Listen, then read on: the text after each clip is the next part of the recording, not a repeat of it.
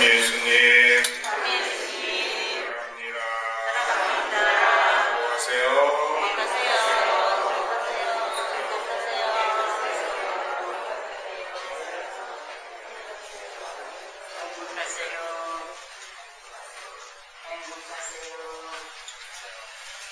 한 주간 평안하셨습니까? 네.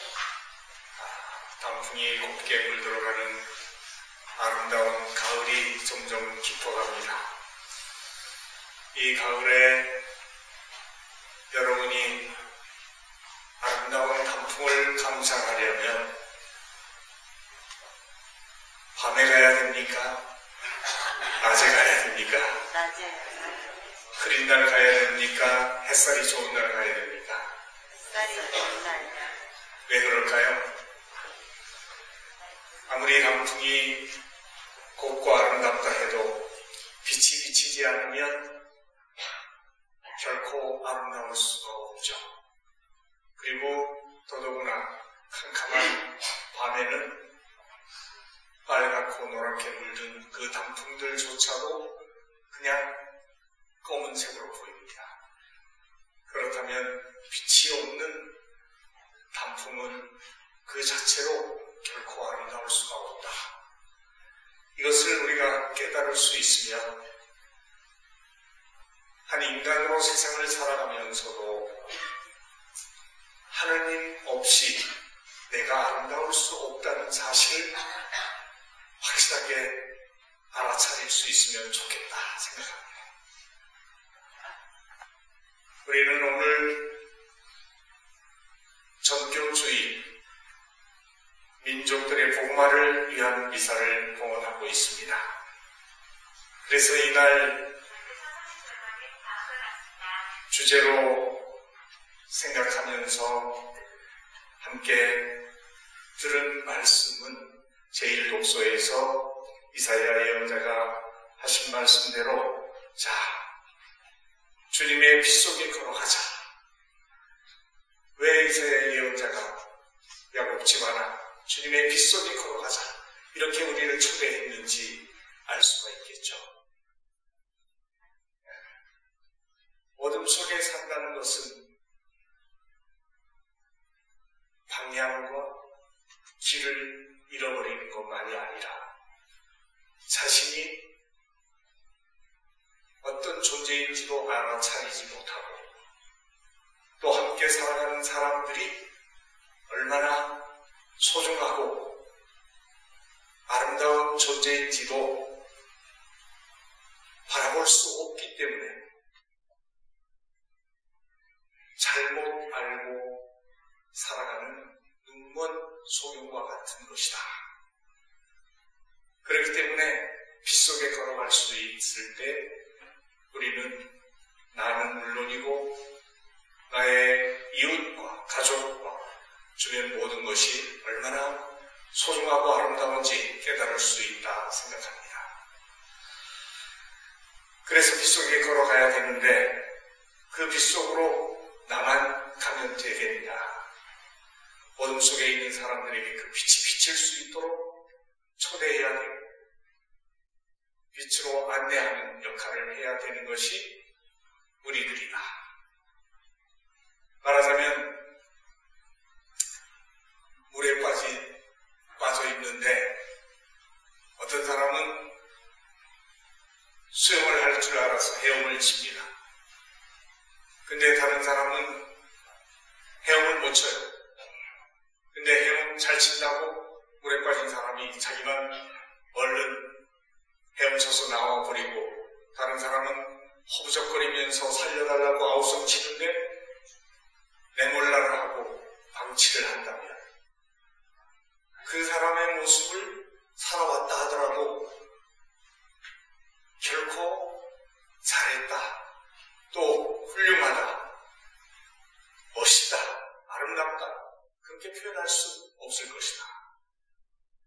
그런데 설령 자기가 같이 물에 빠져 죽는 한이 있더라도 헤엄 못 치는 그 사람을 붙잡고 같이 살려고 도우면서 애를 썼다면 그 사람의 삶은 정말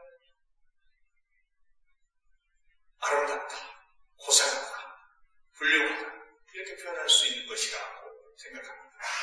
이것이 양심을 가진 인간의 마음입니다.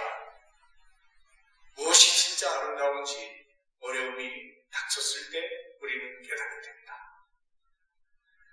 그런 의미에서 바라보면 우리는 이미 하느님을 알고 죄와 악의 삶에서부터 그리스도 예수님으로부터 구원받은 인생을 사는 복된 사람들입니다. 내가 주님을 몰랐다면 아직도 죄 속에,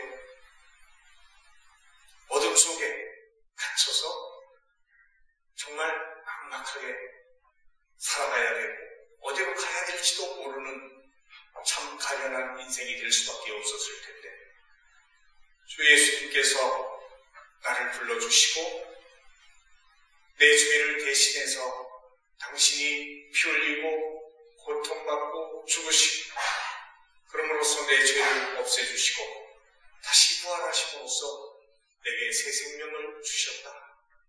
이것이 구원받은 사람으로서 우리 그리스도인들이 누리는 복음의 은총이고 기쁨입니다. 이 특권을 우리가 누리고 있는데 아직 주님을 모르는 사람들이 주변에 있다면 그 사람이 어떻게 살든 내 알 바 아니다 하고 방치하고 외면한다면 이것이 어떻게 올바른 그리고 아름다운 사람의 모습이라 할 수 있겠나. 그래서 적어도 우리 그리스도교 신자는 바로 예수님의 말씀대로 너희는 가서 모든 민족들을 제자로 삼아 아버지와 아들과 성령의 이름으로 세례를 주고 내가 너희에게 명령한 모든 것을 가르쳐 지키게 하여라. 이 말씀을 가슴에 새기고 실천해야 된다는 생각을 해야 되지 않나 싶습니다. 그러기 위해서 우리 자신이 먼저 정말 복음화되어야 된다. 전교를 하려면 복음화되어야 된다. 복음화된다는 얘기는 내가 먼저 하나님의 말씀을 올바로 깨닫고 그 복음 말씀대로 생활하고 실천함으로써 나의 삶의 모습이 그냥 어둠이 아니라 빛이 될 수 있게끔 해야 된다. 그러면 그 빛을 보고 사람들이 나를 통해서 예수님을, 하나님을 만날 수 있게 된다. 이렇게 생각하면 우선 우리가 그런 복음화 되기 위해서 살아가는 노력을 해야 된다고 생각합니다. 복음화되기 위해서 우리가 무엇이 복음이고 무엇이 복음의 기쁨인지 잘 알고 있습니다. 삶은 늘 불안합니다. 그리고 공평하지 않게 보입니다. 그렇기 때문에 사람들은 나를 구해주지도 못할 권력과 재물과 온갖 것에 매달리고 바라고 그것이 자기를 구해줄 수 있는 것처럼 의지하면서 살아갑니다. 그렇게 하더라도 그 모든 것들이 내 삶의 불안을 거두어주지 못합니다. 고통도 죽음도 없애주지 못하고 영원한 생명도 가져다 주지 못합니다. 그런데 나에게 그런 불안을 없애주고 참 생명을 줄 수 있는 것은 오직 주님뿐이십니다. 그것을 믿는 것이 우리들의 신앙이에요. 그래서 그런 신앙을 갖고 우리들이 충실하게 살아갈 수 있어야 다른 사람에게 이 복음을 기쁘게 전할 수 있는 그런 선교사가 될 수 있다 생각합니다.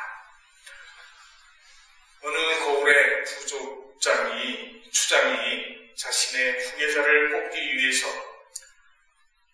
자기 부족에서 제일 용맹하고 지혜로운 사람 3명을 후보자로 뽑았습니다. 그리고는 그 3명을 보고 그래서 제일 저 높은 저 산에 올라가서 저 산에서 가장 귀한 것을 구해와라. 가져와라. 그리고 제일 귀한 것을 가져온 사람에게 주장 자리를 주겠다. 그렇게 해서 세 사람을 산으로 보냈습니다. 그 사람들은 듣자마자 산으로 출발을 했고 몇 시간이 지난 후에 한 명씩 나타났습니다. 제일 먼저 도착한 사람은 그 고산에서 살아가고 있는 가장 귀한 약초를 구해왔습니다. 그리고 두 번째 도착한 사람은 그 산 꼭대기에서 뜯은 푸른 이끼를 가져왔습니다. 그런데 마지막으로 돌아온 사람은 빈손으로 아무것도 가져오지 않았습니다. 뭘 가져왔냐? 그랬더니 그 사람이 얘기했습니다. 저는 산 너머에서 부족의 미래를 보고 왔습니다. 그것은 제가 주장이 된다면 저 산 너머 넓은 옥토를 이용해서 우리 부족이 더 풍요롭게 살 수 있도록 하겠다는 것입니다. 꿈이 있는 거죠. 미래를 본 거죠. 그리고 그 산 너머를 본 거예요. 늘 우리는 그 산 밑에서만 살아야 된다고 생각했는데 이 사람은 더 넓은 세계를 보고 온 거예요. 당연히 누가 주장이 됐겠습니까? 세 번째 사람이겠죠.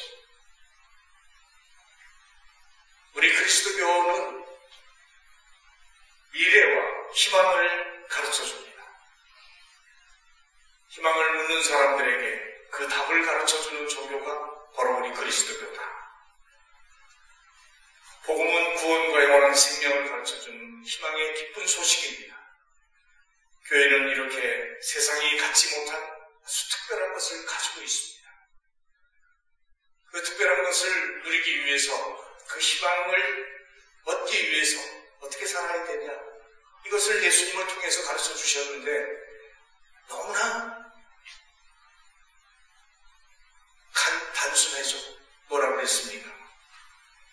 예수님께서 너희가 서로 사랑하는 것을 보면, 그리고 친교를 이루는 것을 보면 세상 사람들이 그것을 보고 너희가 내 제자라는 것을 알게 될 것이다. 그러니까 우리가 예수님의 제자라는 표는 뭐예요? 서로 사랑하고 친교를 통해서 일치를 이루는 거다. 그렇기 때문에 이 교회 공동체를 뭐라고 표현해요? 사귐의 신비다, 친교의 공동체다, 이런 식으로 표현을 합니다. 그리고 이 친교를 이루는 밑바탕은 당연히 사랑이죠. 이런 교회의 모습을 초대교회에서 잘 보여줬는데 이것이 사도행전 2장에 잘 나오고 있습니다. 신자들은 모두 함께 지내며 모든 것을 공동으로 소유하였다. 그리고 재산과 재물을 팔아 모든 사람에게 저마다 필요한 대로 나누어 주곤 하였다. 그들은 날마다 한 마음으로 성전에 열심히 모이고 이 집 저 집에서 빵을 떼어 나누었으며 즐겁고 순박한 마음으로 음식을 함께 먹고 하나님을 찬미하며 온 백성에게 호감을 얻었다. 주님께서는 날마다 그들의 모임에 구원받을 이들을 보태어 주셨다. 구원받을 이들을 보태어 주셨다. 살아가는 그 사람들의 모습을 보고 사람들이 자꾸 찾아오고 늘어나는 거죠.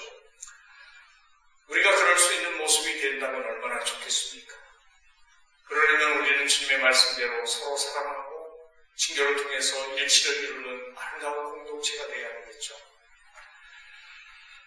많은 사람들이 신앙을 갖고자 왔다가도 성당을 떠나가는 사람도 있고 냉담가도 있습니다. 그들은 신앙생활의 맛을 느끼지 못하기 때문이죠. 복음이 무엇인지 잘 모르기 때문입니다. 성교가 주님 안에서 행복을 이웃에게 전하는 것인데 복음의 기쁨을 알려주는 사람도 적고 복음의 기쁨을 삶으로 드러내며 향기를 풍기는 사람도 적기 때문입니다. 우리가 복음화된 사람이 되기 위해서 무엇보다도 어떻게 해야 될까요? 먼저 주님과 더 가까워야 되겠죠. 그러려면 주님과 함께 주님과 하나가 되어야 됩니다. 주님과 함께 하나가 되는 삶을 살기 위해서는 하나님의 말씀을 들어야 돼. 그리고 그 말씀을 머리로만 듣지 않고 눈으로만 보지 않고 가슴에 새긴, 그 가슴에 새긴 말씀을 살아야 돼.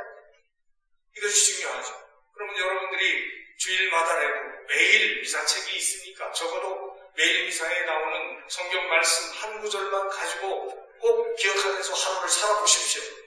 되풀이하면서 잊어버리지 말고. 우리가 오늘 제1독서에서 뭐라고 듣다고 그랬어요? 자, 주님의 빛 속에 걸어가자. 따라해보세요. 자, 주님의 빛 속에 걸어가자. 주님의 빛 속에 걸어가자. 다른 빛이 아니라 주님의 빛 속에 걸어가자. 네, 이건. 그 다음에 복음에서 예수님이 말씀하셨죠. 예수님이 어떤 분인지를 알려면 오늘 이 말씀에 딱 나와 있잖아요. 나는 하늘과 땅의 모든 고난을 받았다. 네, 따라해보십시오. 나는 하늘과 땅의 모든 고난을 받았다. 하늘과 땅의 모든 고난을 받았다. 여러분이 믿고 따르고 있는 분이 하늘과 땅의 모든 고난을 가지신 분이시라는 것을 믿는다면 뭐가 두렵겠습니까? 뭐가 어렵겠습니까? 그리고 얼마나 이게 대단한 일입니까? 근데 이 말씀 자체를 우리 마음속에 새기고 살지 못하니까 믿는 것 자체가 다른 것보다 더 희미하고 약해질 수밖에 없는 것이죠.